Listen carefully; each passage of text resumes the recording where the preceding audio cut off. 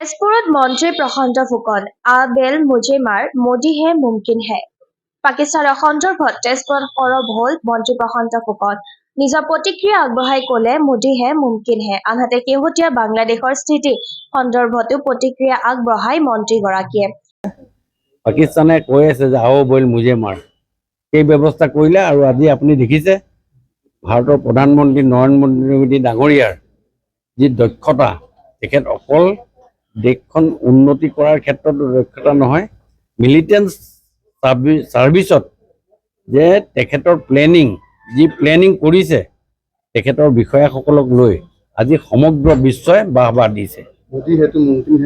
মোদী হেতু মুমকিন হে আৰু মই আপোনালোকক কৈছো মোদীয়ে যি ব্যৱস্থা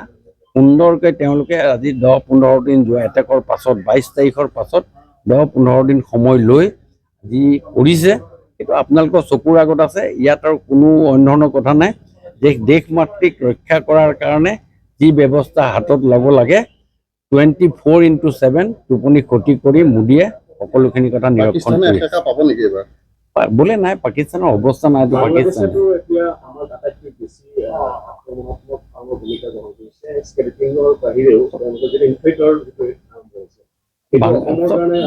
বাংলাদেশে যিখিনি কাম কৰিব গৈছে এইটো ধৰ্মভিত্তিত তেওঁলোকে এইখিনি কৰিব গৈছে কিন্তু বাংলাদেশে নিজেও আজি চাব লাগে যে আজি তেওঁলোকৰ অৰ্থনীতিটো কি আৰু তেওঁলোকে কি ব্যৱস্থাত আছে সেই গোটেই কথাখিনি তেওঁলোকে নিজে ৰিয়েলাইজ কৰি লোৱা ভাল আৰু তেওঁলোকেও আৰু এটা কথা ৰিয়েলাইজ কৰি লোৱা ভাল বিশ্বৰ বাকী দেশবিলাকেও ৰিয়েলাইজ কৰা ভাল যে ভাৰতবৰ্ষৰ 62ৰ ভাৰতবৰ্ষ 65ৰ ভাৰতবৰ্ষ আৰু 2025ৰ ভাৰতবৰ্ষ সম্পূৰ্ণ বেলেগ ইফালে সাংস্কৃতিক অনুষ্ঠানকে ধৰি বিহুৰ অনুষ্ঠান বাতিল সন্দৰ্ভত মুখ্যমন্ত্ৰীয়ে জনোৱাৰ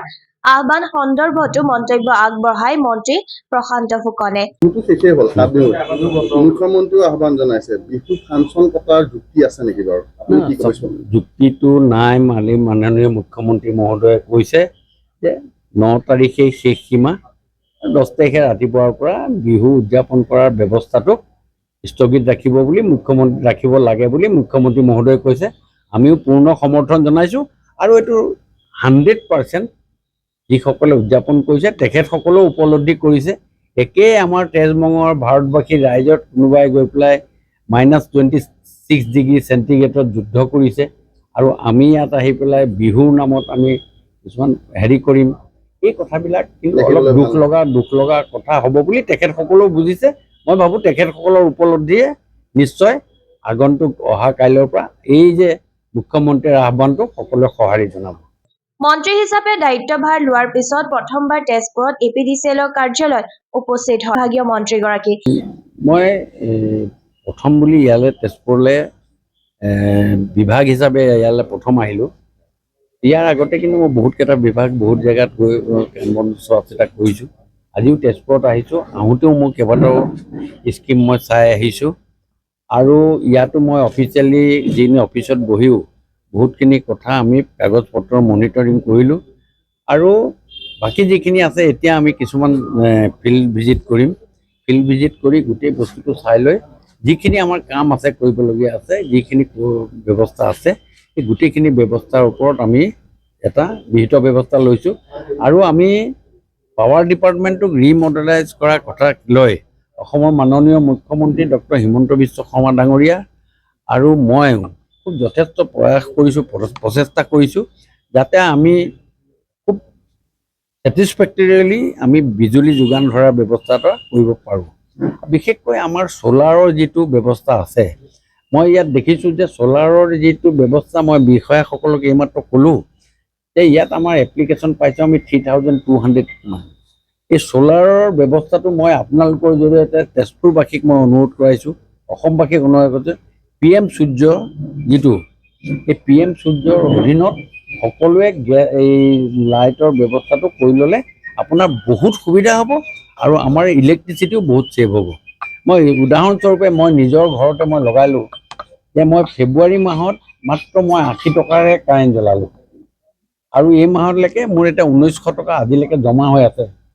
খৰচ হোৱা নাই কাৰণ কেলে দিনৰ সূৰ্যৰ তাপটো আমি লৈ আমাৰ দিনৰ ব্যৱহাৰ কৰোঁ আৰু যিখিনি বাকী থাকে গ্ৰীডক মানে ইলেক্ট্ৰিচিটি ডিপাৰ্টমেণ্টক আমি বিক্ৰী কৰি দিওঁ। এইটো এডজাষ্টমেণ্ট হৈ যায়। সেইকাৰণে আপোনালোকৰ জৰিয়তে তেজপুৰবাসীক মই অনুৰোধ কৰিছোঁ যাতে সকলোৱে PM সূৰ্যৰ অধীনত যি ব্যৱস্থা আঁচনিত অন্তৰ্ভুক্তি হ'ব কৈছে, তাত ছাবচিডি আছে, চেণ্ট্ৰেল ছাবচিডিও আছে আৰু ষ্টেট ছাবচিডিও আছে, সেইখিনিও আপোনালোকে উপলব্ধ হ'ব পাৰিব। বুজ লয় বিভাগৰ শেহতীয়া স্থিতি। মন্ত্ৰী ফুকনে মে' মাহৰ পৰা ইউনিটত 1 টকা হ্ৰাস পোৱাৰ কথা উল্লেখ কৰি সকলোকে সৌৰশক্তি চালিত বিদ্যুৎ সেৱা লাভ উঠাবলৈ আহ্বান জনায়। মই হোৱাৰ পাছতে মাননীয় মুখ্যমন্ত্ৰী মহোদয়ৰ লগত ব্যৱস্থা কৰি এই মাহৰ আপুনি বিলত আপোনালোকে অট'মেটিকলি গম পাব, মে' মাহৰ বিলতে আপোনাৰ 1 টকাকৈ কমিছে। কাৰণ 1 এপ্ৰিলৰ পৰা কমাৰ কথা মুখ্যমন্ত্ৰী মহোদয়ে ঘোষণা কৰিছে। তাকে আঁত ধৰিও মই কৈছোঁ যে 1 টকাকৈ কমিব আৰু আমি ট্ৰাই কৰি আছোঁ যাতে আৰু আমি অক্টোবৰ নৱেম্বৰত আমি আৰু 1 টকা কমাই দিব পাৰোঁ। নহয়, স্মাৰ্ট মিটাৰ নহয়, এইটো এটা চেঞ্চিটিভ মিটাৰ। আপোনালোকে যিটো স্মাৰ্ট মিটাৰ বুলি কৈছে, মই আগতেও কৈছোঁ এইটো চেঞ্চিটিভ মিটাৰ। মিটাৰটো এনেকুৱা বস্তু, সেইটো আপুনি ঘৰত যেতিয়া ৰিম'ট দি পেলাই টিভিটো অফ কৰে, চাব 90% মানুহে তলৰ ছুইচটো অফ নকৰে। এই তলৰ ছুইচটো যদি অফ নকৰে, সেই মিটাৰটো ঘূৰি থাকিব। সেই মিটাৰটো যে ঘূৰি থাকে, এই মিটাৰটোৱে মিটাৰৰ ৰিডিংটো লৈ উঠি থাকিব আৰু এই মিটাৰটোৱে কেছ কৰে। সেইকাৰণে এই চেঞ্চিটিভ মিটাৰ হোৱাৰ কাৰণেহে এই কথাখিনি হৈছে। সেইকাৰণে যদি যেনেকুৱা ধৰণৰ কথাই নহওক, মিটাৰে নিজৰ কানেকশ্যনৰ বস্তু ব্যৱস্থা ল'বই। আৰু এই লাইটটো যে থাকে, আপোনাৰ মিটাৰত এটা সৰু লাইট থাকে, ইণ্ডিকেটৰ লাইট এটা থাকে, এই লাইটটোৰ কাৰণেও আপোনাৰ খৰচ হয়। সেইকাৰণে এই স্মাৰ্ট মিটাৰটোক মই চেঞ্চিটিভ মিটাৰ বুলিয়ে ক'ব খুজিছোঁ।